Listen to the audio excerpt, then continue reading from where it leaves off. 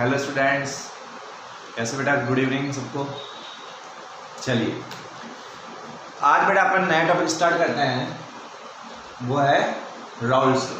क्या पढ़ेंगे बेटा आज अपन? राउल्स लॉ पढ़ेंगे। वेरी इंपॉर्टेंट क्वेश्चन है। इस राउल्स लॉ पे न्यूमेरिकल्स में आते हैं और राउल्स लॉ क्या है उसके बारे में भी आता है, तो ध्यान से सुनना क्या है बेटा। राउल्स लॉ के ऊपर बात करें बेटा, राउल्स लॉ क्या बताता है अपन को? तो this law shows relation between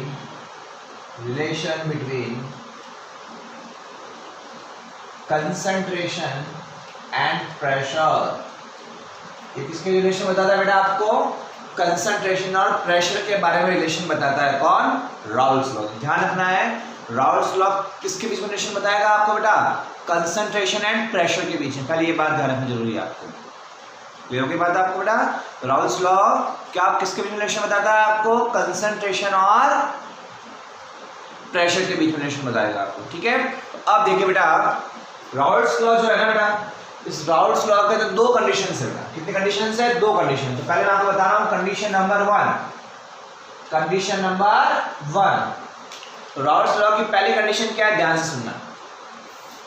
a mixture of या a solution of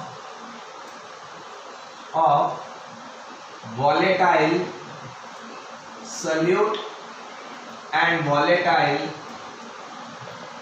solvent।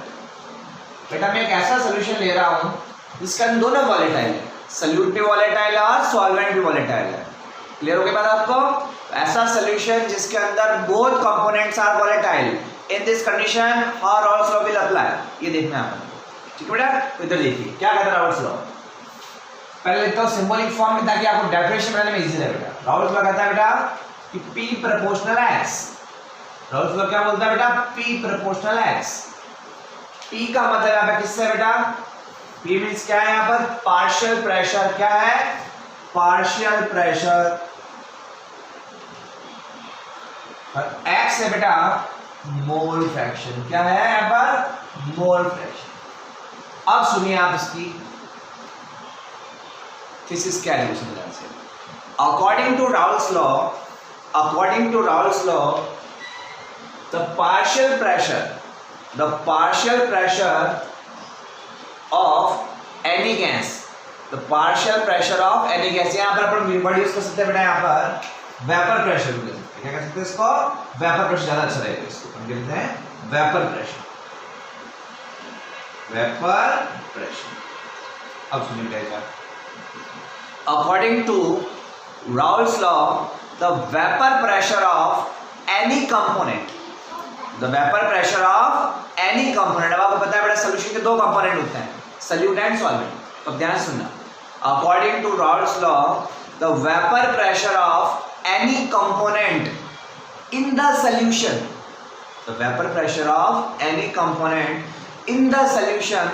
is directly proportional to the mole fraction of that component in the solution। क्या बोला मैंने? एक बार आपसे रिपीट कर रहा हूं। The vapor pressure of any component in the solution is directly proportional to the mole fraction of that component in the solution। तो देखिए बेटा इधर अपन अप्लाई करते हैं इसको। मान लिया बेटा सोल्यूशन इसके दो कंपोनेंट है, component A and component B। A for solvent मान लिया मैंने, और कंपोनेंट B कौन सा बेटा? अपना सोल्यूट। कंपोनेंट B कौन है बेटा? सोल्यूट। अब देखिए बेटा, अब मैं इस पर राउल्स लॉ अप्लाई करता हूं। राउल्स लॉ क्या कहता है? किसी भी कंपोनेंट का वेपर प्रेशर, किसी भी कंपोनेंट मान लिया, पहले मैं कौन सा कंपोनेंट ले रहा हूं? Component A। किसी भी कंपोनेंट का वेपर प्रेशर, ये हो गया PA। क्या हो गया? PA का मतलब यहां पर क्या हो गया बेटा? PA का मतलब यहां पर क्या हो गया? P मतलब वेपर प्रेशर और A मतलब A किसका? वेपर प्रेशर ऑफ A कौन है? सॉल्वेंट। तो PA यहां पर क्या हो गया बेटा? Vapour pressure of solvent. अब सुनिए वापस क्या कहता है राउल्ट्स लॉ कि vapour pressure of any component, any component कौन सा ले रहा हूं मैं? सॉल्वेंट। क्या हो गया? तो vapour pressure of solvent will directly proportional, the vapor pressure of solvent will directly proportional to mole fraction of that component। तो इसका मोल फ्रैक्शन क्या है बेटा, एक्स ए। मोल फ्रैक्शन क्या हो गया, एक्स मतलब काई है, और ए मतलब किसका मोल फ्रैक्शन, सॉल्वेंट का। तो सॉल्वेंट का वेपर प्रेशर कितना होगा, ये डिपेंड करेगा बेटा कि सॉल्वेंट का मोल फ्रैक्शन कितना है। तो किसी भी कंपोनेंट का वेपर प्रेशर कितना है वो इस बात पे डिपेंड करता है बेटा कि उसका मोल फ्रैक्शन कितना है। तो यहाँ पे काई क्या रिप्रेजेंट कर रहा है, काई मींस मोल फ्रैक्शन, और ए मतलब ए किसका, ऑफ। आई बात समझा, क्लियर हुई बात आपको। तो किसी भी कंपोनेंट पहले मैंने कौन सा लिया, सॉल्वेंट। तो सॉल्वेंट का वेपर प्रेशर किस पे डिपेंड करेगा बेटा, सॉल्वेंट के मोल फ्रैक्शन पे। ऐसे में बात करो बेटा सल्यूट के लिए, तो क्या बोलूंगा मैं, Pb directly proportional to Xb। यहाँ पर Pb का मतलब क्या है, vapour pressure of solute, and Kb का मतलब क्या है बेटा, मोल फ्रैक्शन ऑफ सल्यूट। ये बात हुई ना, एक ध्यान रखो, Pa का मतलब क्या है बेटा, वेपर प्रेशर ऑफ सॉल्वेंट, और Pb का मतलब क्या है, वेपर प्रेशर ऑफ सल्यूट। किसका डायरेक्ट प्रोपोर्शनल है बेटा, काई ए एंड काई बी। ठीक है बात। अब बेटा मैं इसी चीज को आपको डायग्रामेटिक तरीके से समझाता हूं, देखना कैसे समझा रहा हूं ध्यान से।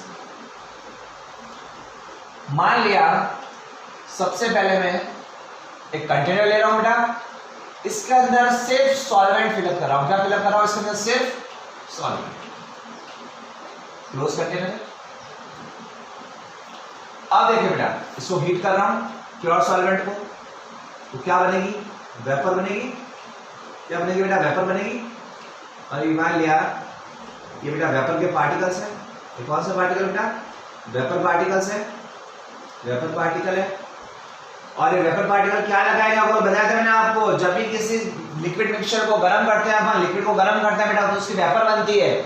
और वेपर क्या लगाते हैं बेटा, प्रेशर लगाते हैं। उसी प्रेशर को क्या बोलते हैं अपन, वेपर प्रेशर बोलते हैं। ये प्योर सॉल्वेंट है बेटा, एक सॉल्वेंट है प्योर सॉल्वेंट, इसको गर्म किया, हीट किया, क्या बनेगी, इसकी वेपर बनेगी। ये वेपर बनी है, और ये वेपर पार्टिकल क्या लगा रहे हैं यहाँ पर, वेपर प्रेशर लगा रहे हैं। क्या लगा रहे हैं बेटा, वेपर प्रेशर लगा रहे हैं। ऐसे ही देखो बेटा, ये मान लिया कौन है, प्योर सल्यूट, सिर्फ सल्यूट है बेटा। अब इसको भी गर्म कर रहा हूं। अब ये सल्यूट कैसा है बेटा, वॉलेटाइल में लिखवाई थी सॉल्यूशन 1 में, तो लिखवाया था मैंने आपको। अपन कैसा ले रहे हैं, सल्यूट सॉल्वेंट, दोनों वॉलेटाइल ले रहे हैं। तो यहाँ पर सल्यूट की भी वेपर बनेगी बेटा, यहाँ पर सल्यूट की भी वेपर बनेगी, बिकॉज मैंने सल्यूट सॉल्वेंट कैसा लिया बेटा, दोनों वॉलेटाइल लिए। ठीक है, तो सल्यूट को भी हीट किया। ये कौन है, प्योर सल्यूट, इसकी भी वेपर बनेगी, और इसके भी वेपर पार्टिकल्स ये देखो, ये वेपर पार्टिकल आ गए। कौन है बेटा, वेपर पार्टिकल्स ऑफ सल्यूट। और ये भी क्या अप्लाई करेंगे बेटा, प्रेशर अप्लाई करेंगे। ये भी क्या अप्लाई करेंगे, वेपर प्रेशर। अब देखिए, सॉल्वेंट को गर्म कर रहा हूं, जिसके पार्टिकल भी क्या लगा रहे हैं बेटा, वेपर प्रेशर लगा रहे हैं। सल्यूट को गर्म कर रहा हूं, जिसकी वेपर भी क्या लगा रही है, वेपर प्रेशर लगा रही है। अब इनका रिप्रेजेंटेशन देखना बेटा, जब मैं प्योर सॉल्वेंट ले रहा हूं और उसको हीट कर रहा हूं, तो इस कंडीशन में जो वेपर प्रेशर लगता है उसको बेटा मैं रिप्रेजेंट कर रहा हूं बेटा Pa से, क्योंकि सॉल्वेंट को अपने क्या नाम दिया है, कंपोनेंट A, और उसका वेपर प्रेशर क्या हो गया, Pa। बट साथ में क्या लगा ऊपर, नॉट। क्या लगा रहा साथ में ऊपर, नॉट। ये नॉट क्या शो कर रहा है कि इसका वेपर प्रेशर कौन सी स्टेट में, प्योर स्टेट में, क्योंकि अपने सॉल्वेंट कैसा लिया बेटा, प्योर लिया है। तो Pa का मतलब तो क्या हो गया, P मतलब वेपर प्रेशर, A मतलब किसका, सॉल्वेंट का, नॉट का मतलब कौन सी स्टेट में, प्योर स्टेट। कौन सी स्टेट बेटा, प्योर मतलब साथ में सल्यूट नहीं है, सिर्फ सॉल्वेंट ही है, कोई मिक्सअप नहीं है साथ में। ये बात आपको ऐसे ही आ जाता है। अपन देखो यहाँ पर जो वेपर प्रेशर है उसको क्या बोलूंगा बेटा मैं, Pb का मतलब, P मतलब वेपर प्रेशर किसका, कंपोनेंट B का, कौन सी स्टेट में, प्योर स्टेट में। तो क्या हो गया, Pb नॉट। क्या हो गया बेटा, Pb नॉट। तो Pb नॉट का मतलब क्या हो गया, प्योर स्टेट में, किसका प्योर स्टेट में, सल्यूट का प्योर स्टेट में वेपर प्रेशर। तो ये रिप्रेजेंटेशन का खेल बेटा ध्यान रखना। तो पी ए नॉट का मतलब तो क्या हो गया, सॉल्वेंट का प्योर स्टेट में वेपर प्रेशर, और पी बी नॉट का मतलब क्या हो गया, सल्यूट का प्योर स्टेट में वेपर प्रेशर। तो समझना की बात। अब सुनिए बेटा, अब अगर मैं इन दोनों को मिक्स कर देता हूं तो आपको पता है जब सल्यूट सॉल्वेंट मिक्स हो जाएगा तो क्या बन जाएगा बेटा, सॉल्यूशन बन जाएगा। क्या बन जाएगा, सॉल्यूशन। अब इस सॉल्यूशन के अंदर बेटा ए भी है और बी भी है, ए भी है और बी भी है। और अब जब इसको मैं हीट करूंगा ना तो वेपर दोनों की बनेगी बेटा, वेपर यहाँ पर दोनों की बनेगी। यहाँ पर पार्टिकल जो प्रेशर लगाएंगे ना बेटा, उन प्रेशर लगाने वाले पार्टिकल्स के अंदर ए के पार्टिकल भी होंगे और बी के भी होंगे। तो यहाँ पर क्या है, वेपर पार्टिकल्स ऑफ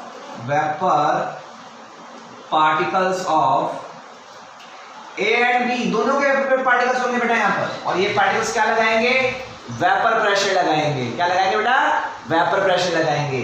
तो अब सुनिए बेटा, अब इस सॉल्यूशन के अंदर, तो यहाँ तो प्योर स्टेट में दोनों ही है, अब यहाँ पे बात आ रही है सॉल्यूशन की बेटा। तो इस सॉल्यूशन में सल्यूट भी है और सॉल्वेंट भी है। तो इस सिचुएशन में सल्यूट पार्टिकल कितना प्रेशर लगाएंगे और सॉल्वेंट पार्टिकल कितना प्रेशर लगाएंगे। बात समझ में आ रही है बेटा। ये तो थी प्योर स्टेट, मतलब प्योर सॉल्वेंट प्योर सल्यूट। यहाँ पर प्योर वाली कंडीशन नहीं है, ये इम्प्योर हो गया है क्योंकि सॉल्वेंट के अंदर क्या मिक्स हो गया है, सल्यूट मिक्स हो गया। तो अब ऐसी कंडीशन में सल्यूट पार्टिकल ये वाले बी वाले और सॉल्वेंट पार्टिकल ये ए वाले, ये कितना वेपर प्रेशर लगाएंगे उसको कैसे रिप्रेजेंट करेंगे, ध्यान रखना। ए पार्टिकल जो वेपर प्रेशर लगा रहा है उसको रिप्रेजेंट कर रहा हूं बेटा मैं पी ए से, और बी पार्टिकल जो लगा रहा है उसको रिप्रेजेंट कर रहा हूं बेटा मैं पी बी से। किसे रिप्रेजेंट कर रहा हूं मैं, पी बी से। या नॉट नहीं लगाया मैंने, तो नॉट नहीं लगाया इसका मतलब क्या है, पी ए का मतलब क्या है, पी ए का मतलब है vapour pressure of solvent but not in pure state. कौन से स्टेट में, जब सॉल्यूशन था, सॉल्यूशन के अंदर की बात करता हूं। तो सॉल्यूशन के अंदर सॉल्वेंट पार्टिकल्स कितना प्रेशर लगा रहे हैं, सॉल्यूशन के अंदर ये वाले सॉल्वेंट पार्टिकल कितना प्रेशर लगा रहे हैं, पी ए। और सॉल्यूशन के अंदर सल्यूट पार्टिकल कितना प्रेशर लगा रहा है उसको क्या बोलते हैं बेटा, पी बी। क्या बोलते हैं, पी बी बोलते हैं। क्लियर। अब देखिए बेटा, अब यहां पे मैंने यही लिखा है, क्या लिखा है, मैंने लिखा है P A directly proportional to X A. इसका मतलब क्या हुआ, पी ए का मतलब कि सॉल्यूशन के अंदर सॉल्वेंट पार्टिकल का वेपर प्रेशर कितना होगा। इस सॉल्यूशन के अंदर सॉल्वेंट पार्टिकल्स की वजह से, ए पार्टिकल्स की वजह से कितना वेपर प्रेशर होगा, वो पी ए। तो किस पे डिपेंड करेगा, किस पे डिपेंड करेगा, उस ए पार्टिकल्स के मोल फ्रैक्शन पर। ये वाले ए पार्टिकल्स के मोल फ्रैक्शन पर, मतलब कितने पार्टिकल्स हैं। मोल फ्रैक्शन का मतलब क्या हुआ, इतना इसका अमाउंट कितना है ए पार्टिकल्स का, कि ए वाले पार्टिकल्स जितने ज्यादा होंगे बेटा उतना वेपर फॉर्म में भी ज्यादा आएंगे ए पार्टिकल्स, और उतना वेपर प्रेशर भी ज्यादा लगेगा। तो कुल मिलाकर बात क्या हो गई, ए पार्टिकल्स जितने ज्यादा होंगे बेटा मतलब उसका मोल फ्रैक्शन उतना ही ज्यादा हो जाएगा, और मोल फ्रैक्शन बढ़ गया तो इस ए पार्टिकल्स की वजह से लगने वाला वेपर प्रेशर भी बढ़ जाएगा। दूसरी बात यहाँ पे आ जाओ, पीबी का मतलब क्या हुआ, बी मतलब सल्यूट, पी मतलब वेपर प्रेशर। तो सल्यूट का वेपर प्रेशर कब, सॉल्यूशन के अंदर, ये नॉट नहीं लगा हुआ है, सॉल्यूशन के अंदर कितना होगा, तो किस पे डिपेंड करेगा बेटा, उस सल्यूट के मोल फ्रैक्शन पर। तो बी के पार्टिकल्स कितने हैं, कितना बी है इस सॉल्यूशन के अंदर। मोल फ्रैक्शन का एक तरह से मतलब क्या होता है बेटा, अमाउंट से ही है, कंसंट्रेशन से, उसका हम पढ़ चुके हैं। तो बी पार्टिकल्स जितने ज्यादा होंगे इस सॉल्यूशन में बेटा उसका मोल फ्रैक्शन उतना ही ज्यादा होगा, और मोल फ्रैक्शन बढ़ने पर आपको पता है बेटा वेपर प्रेशर भी बढ़ जाएगा। आई बात समझ में, क्लियर है। एक बार इसको देखो फिर आगे समझाता हूं मैं।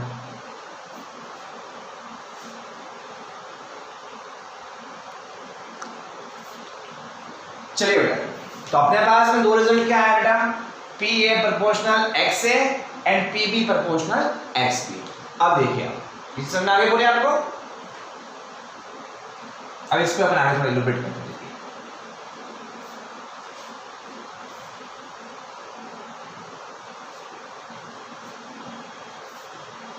तो बेटा राउल्ट लॉ के सिचुएशन नंबर 1 में दो रिजल्ट क्या है, P A proportional X A and P B proportional X B. लिख देता हूं वापस एक बार, पी ए का मतलब क्या है, vapour pressure of solvent in solution. Not नहीं लगाओ बेटा, तो सॉल्यूशन के अंदर सॉल्वेंट का वेपर प्रेशर कितना है, और पीवी का मतलब क्या होगा बेटा, vapour pressure of solute in solution. Solution के अंदर सॉल्यूट पार्टिकल की वजह से वेपर प्रेशर कितना है, और एक्स ए का मतलब क्या है बेटा, मोल फ्रैक्शन। ए मतलब किसका, सॉल्वेंट, किसमें, इन सॉल्यूशन। सॉल्यूशन में सॉल्वेंट पार्टिकल कितना है, जो सब मोल फ्रैक्शन कितना है, उसका अमाउंट कितना है, और एक्स बी का मतलब क्या हुआ बेटा, mole fraction of solute in solution. Solute particle का मोल फ्रैक्शन कितना है सॉल्यूशन के अंदर। क्लियर हुआ। अब देखिए इसको फर्दर थोड़ा सॉल्व करते हैं। तो P है प्रोपोर्शनल x से। अब आपको पता है बेटा कहीं भी अपन पढ़ते हैं मैथमेटिकली कि जब प्रोपोर्शनलिटी साइन हटता है तो एक कांस्टेंट इंट्रोड्यूस होता है। तो जब मैं इस प्रोपोर्शनलिटी साइन को हटाऊंगा तो एक कांस्टेंट आ जाएगा बेटा यहाँ पर P नॉट A x। इसी तरह से बेटा P B proportional x p था, प्रोपोर्शनलिटी साइन हटाया तो एक कांस्टेंट आ गया बेटा P B not x b। ये दो रिजल्ट आ गए बेटा राउल्स लॉ के अंदर कंडीशन 1 के। और आपको पता ही है बेटा, बता चुका हूं मैं आपको, P नॉट A का मतलब क्या है, वेपर प्रेशर ऑफ इसका A का, और कौन है ये, vapour pressure of solvent but in pure state. ये नॉट लगा है बेटा ऊपर। और PV नॉट का मतलब क्या हुआ, vapour pressure of solute in pure state, in pure state. तो ये दो रिजल्ट आ गए बेटा अपने सामने। तो P equals to P naught है x है, and PB equals to P naught B XB। Clear है, बिल्कुल इजी है।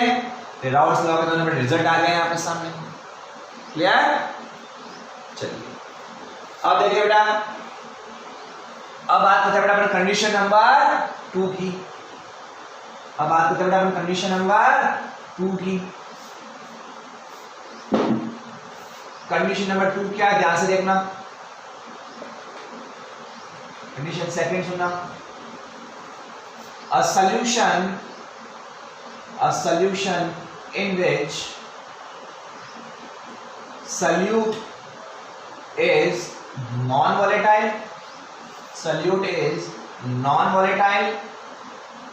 and solvent is volatile।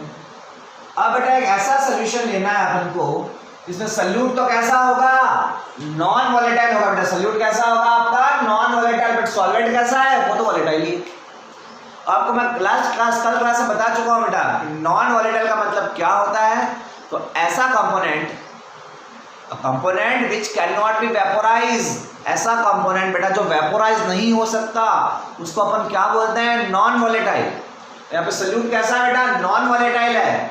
ऐसा सोल्यूशन बनाना है मुझे बेटा एक ऐसा सोल्यूशन लेना है जिसमें सॉल्वेंट तो होगा वॉलेटाइल बट सॉल्यूट कैसा होगा, नॉन वॉलेटाइल। फिर उस कंडीशन में अपने अप्लाई करेंगे राउल्स लॉ। तो देखिए ध्यान से, जैसे ये कंटेनर हो गया, इस कंटेनर में मैंने सोल्यूशन लिया है बेटा। अब इस सोल्यूशन के अंदर दो कंपोनेंट है, कंपोनेंट ए और कंपोनेंट बी। हम बता चुका हूं ए कौन है बेटा, ए अपना है सॉल्वेंट, एक कोई भी ले सकते हैं, ऐसा कुछ नहीं है। बी का, बी अपना है सॉल्यूट। अब देखिए कंडीशन में कौन सी ली है बेटा, सॉल्यूट कैसा है, नॉन वॉलेटाइल, सॉल्वेंट कैसा है, वॉलेटाइल। तो जब मैं इसको गर्म करूंगा, हीट करूंगा बेटा, तब आपको पता है कि बी की तो वेपर बनेगी नहीं। बी कैसा है बेटा, नॉन वॉलेटाइल है। तो वेपर किसकी बनेगी बेटा, वेपर सिर्फ बनेगी ए की। तो यहाँ पर वेपर फेज में पार्टिकल्स किसके आएंगे बताओ मुझे, क्या वेपर फेज में पार्टिकल किसके होंगे, सिर्फ और सिर्फ ए के ही पार्टिकल्स होंगे। तो वेपर पार्टिकल्स किसके यहाँ पर, सिर्फ vapour particles of solvent only, solvent on vapour particles आए होंगे नहीं बी के। अब सुनिए बेटा कि बी की वेपर ही नहीं बन रही है तो क्या बी की वजह से वेपर प्रेशर होगा क्या, अगर बी की वेपर ही नहीं बन रही है तो क्या बी की वजह से वेपर प्रेशर होगा, नहीं होगा। तो वेपर प्रेशर किसका होगा, सिर्फ किस पार्टिकल्स की वजह से होगा बेटा, पार्टिकल्स ए की वजह से। तो वेपर प्रेशर की बात करूं बेटा तो सुनना ध्यान से, जब दोनों वॉलेटाइल थे सॉल्यूशन के अंदर, जब दोनों कंपोनेंट वॉलेटाइल थे उस कंडीशन में क्या था, ए की वेपर बन रही थी और बी की भी बन रही थी। और दोनों की वेपर बन रही थी तो वेपर प्रेशर भी दोनों का था। बट इस कंडीशन में क्या है कि कंपोनेंट बी की वेपर बन नहीं रही है, कंपोनेंट ए की वेपर बन रही है, तो वेपर प्रेशर भी किसकी वजह से होगा, सिर्फ पार्टिकल ए की वजह से ही होगा। और पार्टिकल ए कौन है, सॉल्वेंट। तो यहाँ पर वेपर प्रेशर जो होगा वो किसकी वजह से होगा बेटा, सिर्फ सॉल्वेंट की वजह से ही होगा। किसकी वजह से होगा बेटा, सॉल्वेंट की वजह से ही होगा। तो अब देखिए अप्लाई करते हैं अपन, ध्यान से देखना।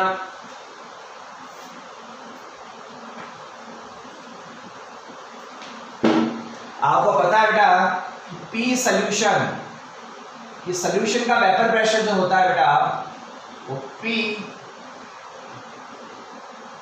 सॉल्यूट प्लस पी सॉल्वेंट होता है। बिल्कुल सही बात है कि किसी भी सॉल्यूशन का वेपर प्रेशर जो होगा, सॉल्यूशन है, इसका वेपर प्रेशर जो होगा वो सॉल्यूट के वेपर प्रेशर और सॉल्वेंट के वेपर प्रेशर के सम के इक्वल होगा। किसी भी सॉल्यूशन का वेपर प्रेशर जो होगा बेटा वो सॉल्यूट के वेपर प्रेशर और सॉल्वेंट के वेपर प्रेशर के सम के इक्वल होगा। तो अब देखिए बेटा कि मैं क्या कह रहा हूं कि इस कंडीशन में सॉल्यूट का वेपर ही नहीं बन रहा है, तो क्या सॉल्यूट का वेपर प्रेशर होगा क्या, जीरो, क्योंकि सॉल्यूट तो वेपर फॉर्म में आ ही नहीं रहा है बेटा, क्योंकि नॉन वोलेटाइल है सॉल्यूट, तो कंडीशन मैंने ऐसे ली है। तो सॉल्यूट वेपर फॉर्म में आ ही नहीं रहा है, उसकी वेपर ही नहीं बन रही बेटा, तो उसका वेपर प्रेशर भी क्या होगा, कुछ होगा ही नहीं। तो कहने की बात क्या हुई कि पी सॉल्यूशन जो है बेटा एक तरह से किसके इक्वल हो गया बेटा, पी सॉल्वेंट। किसके इक्वल हो गया बेटा, पी सॉल्वेंट के। मतलब सॉल्यूशन का वेपर प्रेशर ही क्या बन गया, सॉल्वेंट का वेपर प्रेशर बन गया। मतलब सॉल्यूशन का वेपर प्रेशर वही होगा जो सॉल्वेंट का वेपर प्रेशर। और अपन पढ़ चुके हैं बेटा कंडीशन नंबर 1 के अंदर पी सॉल्यूशन,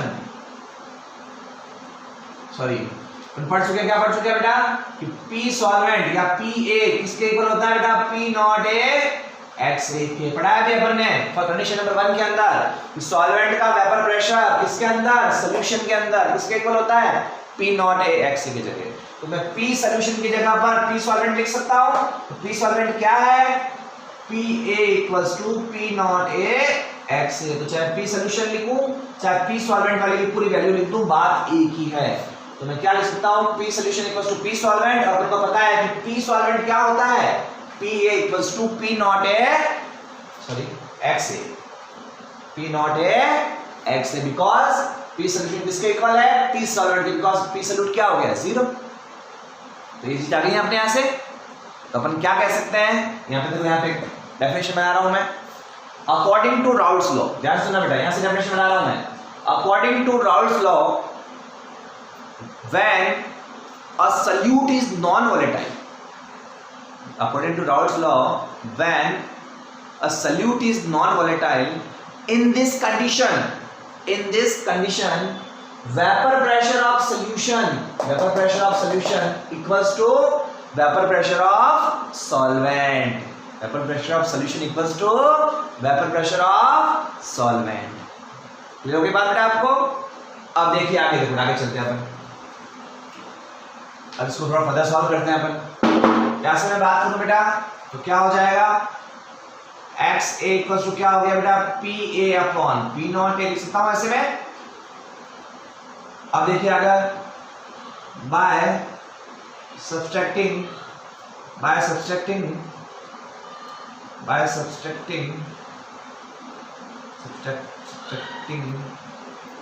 बोथ साइड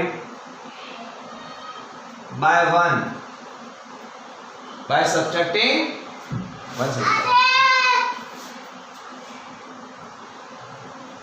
ठीक है। तो by subtracting both side by 1, दोनों साइड को आप बेटा आपको क्या करना है बेटा, 1 से माइनस करना है।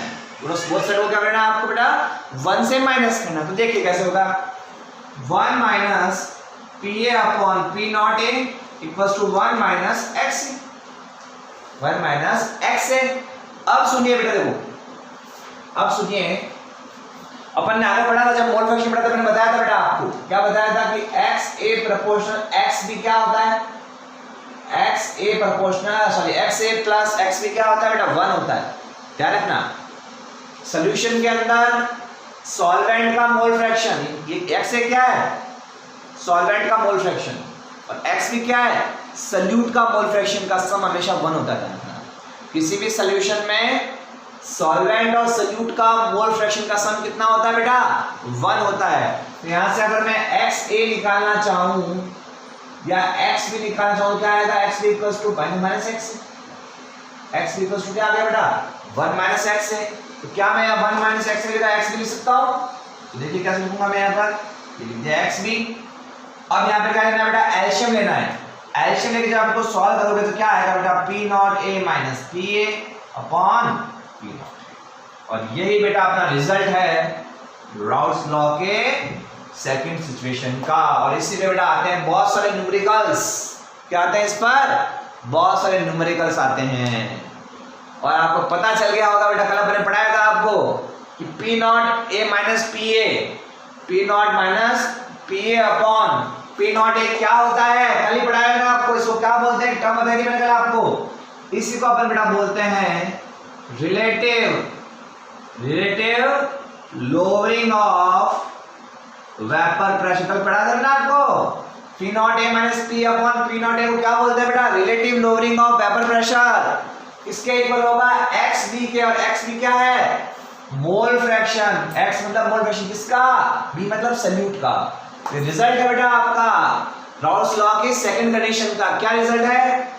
कि relative lowering of vapour pressure जो होती है वो सल्यूट के मोल फ्रैक्शन के इक्वल होती है। Relative lowering of vapour pressure जो होती है बेटा वो सल्यूट के मोल फ्रैक्शन के क्या होती है बेटा? इक्वल होती है। ये कौन कहता है बेटा? राउल्स लॉ का सेकंड कंडीशन बोलती है। क्या बोलती है? राउल्स लॉ की सेकंड कंडीशन है। ठीक है, क्लियर हो गया अच्छे से बेटा? तो देख लो इसको 2 मिनट के लिए, फिर मैं रफ करता हूं, आगे बढ़ाता हूं।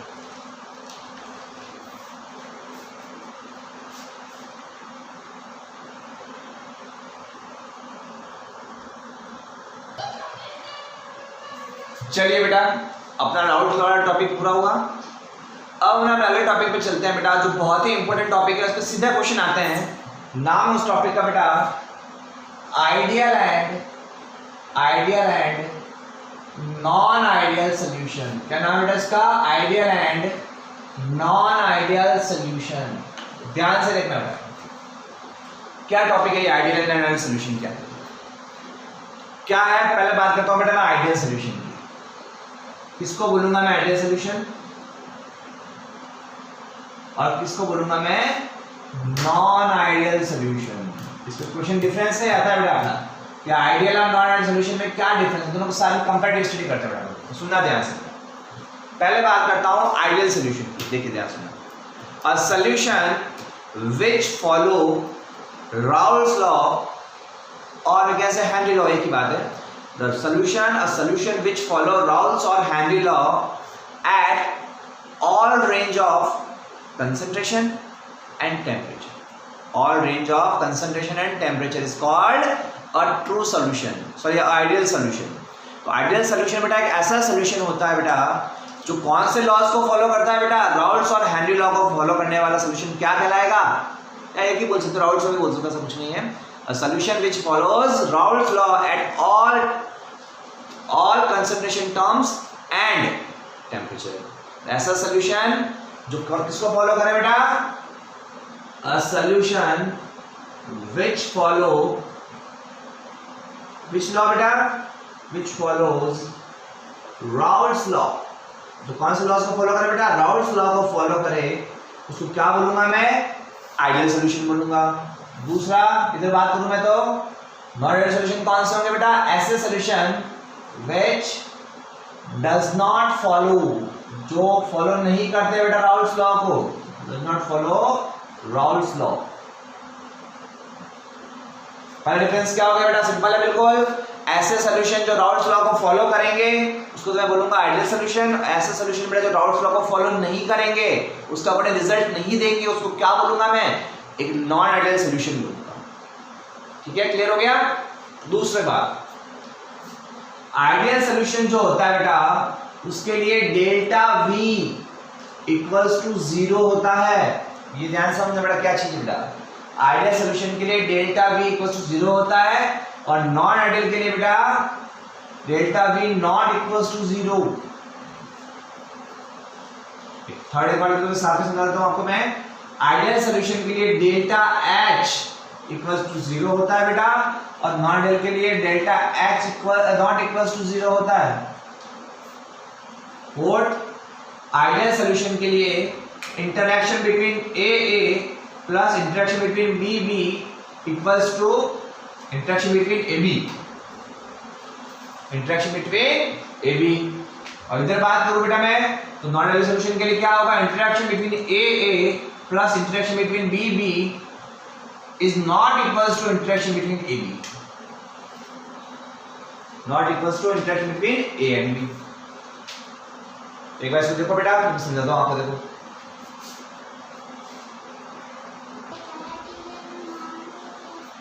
अब इसको समझिए बेटा। देखो पहली चीज मैंने आपको समझा दी, आइडियल सॉल्यूशन कौन, जो राउल्स लॉ को फॉलो करेगा, नॉन आइडियल कौन सा, जो राउल्स लॉ को फॉलो नहीं करेगा। दूसरी बात इसको ध्यान से समझना बेटा कि आइडियल सॉल्यूशन के लिए डेल्टा V इक्वल्स टू 0 होता है। अब इसको ध्यान से समझो क्या कहना चाह रहा है। डेल्टा V का मतलब होता है बेटा, डेल्टा मतलब चेंज और V का मतलब volume. Volume change should be 0। Ideal solution के लिए वॉल्यूम चेंज क्या होना चाहिए बेटा, 0 होना चाहिए। कैसे कैसे वॉल्यूम चेंज 0 होना चाहिए, इसका मतलब ये बेटा कि सल्यूट और सॉल्वेंट जब प्योर स्टेट में थे उस समय उनका जो वॉल्यूम था वो किसके इक्वल होना चाहिए, सॉल्यूशन के वॉल्यूम के इक्वल होना चाहिए। कैसे देखिए, मान लीजिए सल्यूट है प्योर, ये सॉल्वेंट है, इन दोनों को मिलाऊंगा तो क्या बन जाएगा बेटा, ये मेरा बन गया सॉल्यूशन,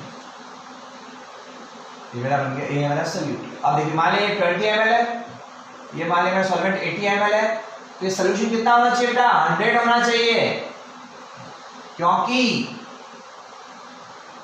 सॉल्यूट कितना है 20, सॉल्वेंट कितना है 80 और सॉल्यूशन कितना होना चाहिए 100। किसके लिए, आइडियल सॉल्यूशन के लिए। तभी तो बेटा मेरा डेल्टा V 0 होगा ना। डेल्टा V 0 का मतलब क्या होगा, volume change should be 0 before mixing and after mixing. Before mixing volume कितना था 20 प्लस 80 100, आफ्टर मिक्सिंग कितना है वॉल्यूम, अगर आइडियल है तो 100, तभी तो डेल्टा V 0 होगा। तो अगर सॉल्यूशन बेटा आइडियल है तो बिफोर मिक्सिंग का जो वॉल्यूम है वो आफ्टर मिक्सिंग के वॉल्यूम के क्या होना चाहिए बेटा, बराबर होना चाहिए। तभी मेरा क्या आएगा, डेल्टा V की क्या होगा, इक्वल्स टू 0। किसके लिए है ये, आइडियल सॉल्यूशन। तो आइडियल सॉल्यूशन के लिए क्या होना चाहिए बेटा, सॉल्यूशन का वॉल्यूम किसके बराबर होना चाहिए, सॉल्यूट और सॉल्वेंट के वॉल्यूम के सम के इक्वल होना चाहिए। तभी मेरा डेल्टा V क्या आएगा, 0 होगा। तो डेल्टा V क्या है बेटा, चेंज इन वॉल्यूम। वॉल्यूम में चेंज क्या होगा, 0। पहले कितना था 20 प्लस 80 100, आफ्टर मिक्सिंग क्या है 100, तो वॉल्यूम चेंज क्या हो गया 0। बट नॉन आइडियल के लिए ऐसा नहीं होगा बेटा। नॉन आइडियल के लिए क्या होगा, कुछ ना कुछ वेरिएशन आएगा, कुछ ना कुछ चेंज होगा, या तो ये वॉल्यूम थोड़ा सा कम हो जाएगा या वॉल्यूम बढ़ भी जाएगा। आई बात समझ आपको, क्लियर। अगली बात बेटा, delta H equal to 0। Delta H equal to 0 का मतलब क्या हुआ, डेल्टा H इक्वल टू 0 का मतलब क्या हुआ बेटा, डेल्टा H इक्वल टू 0 का मतलब ये होगा बेटा, H मतलब होता है एंथैल्पी और डेल्टा का मतलब change. Change in enthalpy should be 0। तो जो सॉल्यूशन आइडियल होता है ना बेटा, उसके लिए एंथैल्पी चेंज क्या होता है, 0।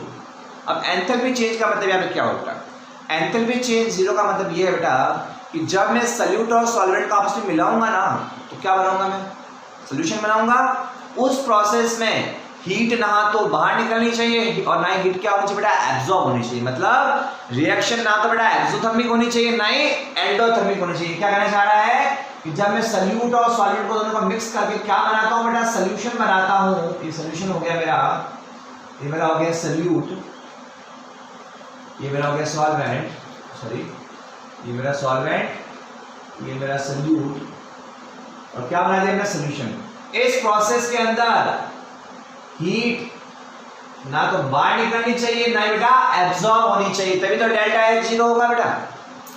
तो सॉल्यूट सॉल्वेंट को जब मिक्स करके सॉल्यूशन बनाता हूं बेटा, इस प्रोसेस में ना तो हीट बाहर निकलनी चाहिए ना हीट एब्जॉर्ब होनी चाहिए, तभी मेरा डेल्टा H क्या होगा बेटा, 0 होगा। इसका मतलब समझ गए आप कि जब सॉल्यूट सॉल्वेंट को अपन मिला रहे हैं, ये रिएक्शन ना तो एक्सोथर्मिक होनी चाहिए ना ही एंडोथर्मिक होनी चाहिए, तभी मेरा क्या होगा, delta H will be equals to 0 होगा।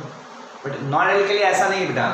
नॉन आइडियल के लिए क्या होता है बेटा, delta H naught equal to 0, मतलब अगर मैं नॉन आइडियल सोल्यूशन बनाऊंगा ना तो ऐसी प्रोसेस में क्या होगा, हीट या तो एब्जॉर्ब होगी या एक्सर्ट होगी, या तो हीट बाहर निकलेगी या हीट एब्जॉर्ब होगी। मतलब कि नॉन आइडियल सॉल्यूशन बनाने वाले प्रोसेस में क्या होगा, वो प्रोसेस या तो एक्सोथर्मिक होगा या वो प्रोसेस क्या होगा बेटा, एंडोथर्मिक होगा। क्या होगा बेटा, एंडोथर्मिक होगा।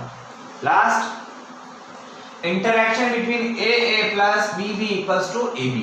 कैसे बेटा, मान लिया ये A प्योर, ये मेरा B प्योर, सॉल्यूशन बन गया तो क्या है मेरा AB है। अब देखिए बेटा, A के आंसर पार्टिकल किसके होंगे, A के होंगे, प्योर B के आंसर पार्टिकल किसके होंगे, B के होंगे। AB मतलब सॉल्यूशन, तो सॉल्यूशन के अंदर A के पार्टिकल भी होंगे, B के भी होंगे। तो अगर सॉल्यूशन आइडियल है बेटा तो इसका और इसका अट्रैक्शन का मैग्नीट्यूड और B और B के अट्रैक्शन का मैग्नीट्यूड किसके इक्वल होगा बेटा, AB के अट्रैक्शन के मैग्नीट्यूड के इक्वल होगा। तो अगर सॉल्यूशन बेटा आइडियल है तो A और A के बीच का अट्रैक्शन का मैग्नीट्यूड प्लस B और B के बीच में अट्रैक्शन का मैग्नीट्यूड किसके इक्वल होगा बेटा, AB के बीच में अट्रैक्शन के मैग्नीट्यूड के इक्वल होगा। और इसके लिए क्या बेटा, ये काम नहीं होगा। तो आइडियल याद कर दो, नॉन आइडियल ऑटोमेटिक याद हो जाएंगे आपको। क्लियर हो गई बात आपको। तो ये बेटा डिफरेंस हो गया किसके बीच में, आइडियल और नॉन आइडियल सॉल्यूशन के बारे में। ठीक है, अब कल अपन पढ़ेंगे बेटा अगली क्लास के अंदर कि नॉन आइडियल सॉल्यूशन कितने टाइप्स के होते हैं, और बात करेंगे बेटा आइडियल और नॉन आइडियल के कुछ एग्जांपल्स की, और बनाएंगे इनके लिए अपन ग्राफ प्लॉट करेंगे कि आइडियल का ग्राफ कैसा होगा, नॉन आइडियल का कैसा होगा, और नॉन आइडियल कितने टाइप्स के होते हैं। ठीक है बेटा, तब तक के लिए गुड बाय।